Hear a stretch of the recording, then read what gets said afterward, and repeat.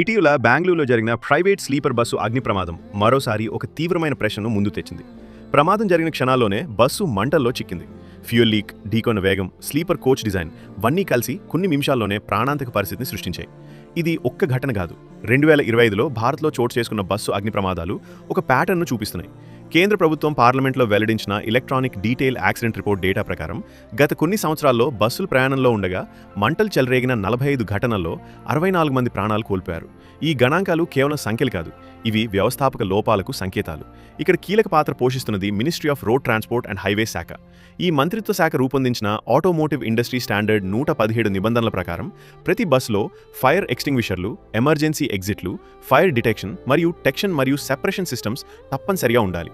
అయితే సమస్య నిబంధనల్లో కాదు, సమస్య అమల్లో ఉంది. ప్రీ ట్రిప్ ఫైర్ సేఫ్టీ చెక్లు జరుగుతున్నాయా? ఫ్యూయల్ ట్యాంక్ షీల్డింగ్ సరైనదా? డ్రైవర్ల అలసటను పర్యవేక్షించే వ్యవస్థ ఉందా? ఎమర్జెన్సీ ఎగ్జిట్లపై ప్రయాణికులకు అవగాహన ఉందా?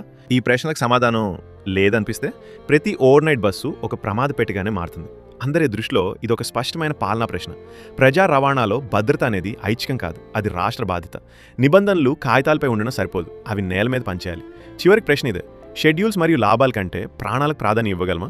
ఇది కేవలం రవాణా సమస్య కాదు, ఇది పాలన, బాధ్యత మరియు ప్రజా భద్రతకు సంబంధించిన పరీక్ష.